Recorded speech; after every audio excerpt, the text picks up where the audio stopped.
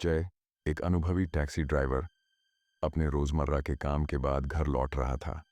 सर्दियों की उस रात चारों ओर कोहरा घना था और जंगल का रास्ता पहले से भी ज्यादा डरावना लग रहा था। जैसे ही वह जंगल में प्रवेश करता है, अचानक सड़क के किनारे खड़ी एक औरत दिखती है। जय ने गाड़ी रोकी। वह औरत सफेद साड़ी पहने हुए थी। उसका चेहरा आंशिक रूप से बालों से ढका हुआ था। इतनी रात में यहाँ क्या कर रही हो? कहाँ जाना है? जय ने पूछा। उसने बिना जय की ओर देखे धीरे धीरे जवाब दिया, मुझे अगले गांव तक जाना है। जय ने गाड़ी का दरवाजा खोला। औरत अंदर बैठ गई। उसकी मौजूदगी से ठंडक और ज्यादा बढ़ गई। जय ने रेडियो ऑन करना चाहा, लेकिन रेडियो से सिर्फ असामान्य शोर सुनाई दिया। थोड़ी देर बाद जय ने माहौल को हल्का करने के लिए बात करनी चाहिए। आप यहाँ अकेली क्यों थीं? औरत ने बिना उसकी तरफ देखे जवाब दिया, कभी कभी लोग जहां होना चाहते हैं वहां नहीं पहुंच पाते। जय को उसके शब्दों में कुछ अजीब लगा। जंगल के अंदर घुसते ही गाड़ी की हेडलाइट्स कमजोर पड़ने लगी। चारों ओर घना अंधेरा था।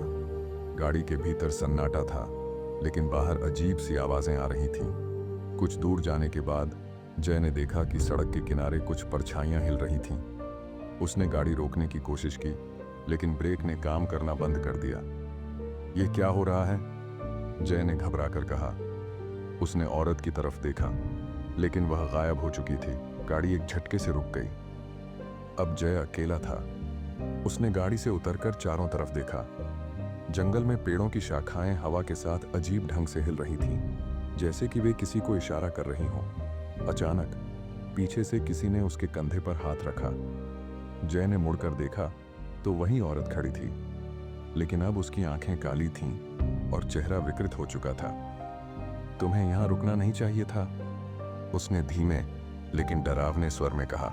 जय भागकर गाड़ी में बैठा और किसी तरह गाड़ी को स्टार्ट किया, लेकिन जैसे ही उसने गाड़ी चलानी शुरू की, उसे एहसास हुआ कि गाड़ी सर्कल में घूम रही है। जय ने महसूस किया कि वह किसी भूत या जाल में फंस चुका है।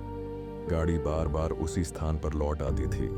उसे औरत की आवाजें हर तरफ से सुनाई देने लगीं। तुम नहीं बच सकते, यह जंगल तुम्हारा अंत होगा। जय ने हिम्मत जुटाई और गाड़ी से बाहर निकला। उसने देखा कि पास ही एक पुराना मंदिर है। वह किसी तरह वहां तक पहुंचा। मंदिर की हालत जर्जर थी, लेकिन अंदर दिया जल रहा था। वहां एक बूढ़ा साधु बैठा था। जय ने पूरी घटना बताई। साधु ने कहा, यह जंगल भूतिया है। जो लोग यहाँ रात में आते हैं वे अक्सर लौट नहीं पाते। तुम्हें इस श्राप से बचने के लिए मंदिर के घंटे को 3 बार बजाना होगा और माफी मांगनी होगी। जय ने ऐसा ही किया, लेकिन जैसे ही उसने तीसरी बार घंटा बजाया, मंदिर के बाहर से वही औरत की डरावनी हंसी सुनाई दी। जय ने भागकर मंदिर के भीतर शरण ली।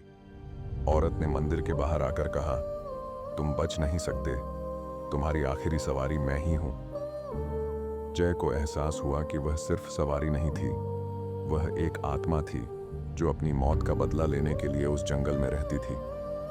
जय ने अपने प्राणों की रक्षा के लिए साधु से मदद मांगी। साधु ने मंत्रों का जाप शुरू किया। चारों ओर बिजली कड़कने लगी। औरत ने डरावनी चीख के साथ मंदिर को छोड़ दिया। जंगल में फिर से सन्नाटा छा गया। साधु ने कहा, तुम्हें इस जंगल से जल्दी निकलना होगा। यहाँ रुकना खतरे से खाली नहीं है। जय ने अपनी गाड़ी स्टार्ट की और जैसे तैसे जंगल से बाहर निकल पाया, लेकिन वह घटना उसकी जिंदगी का हिस्सा बन गई। उसने फैसला किया कि वह अब कभी रात को इस रास्ते से नहीं गुजरेगा। यह कहानी हमें यह सिखाती है कि अज्ञात जगहों और चेतावनियों को नजरअंदाज करना कभी कभी घातक हो सकता है। जय की कहानी एक सीख है कि इंसान को हमेशा सतर्क और सजग रहना चाहिए।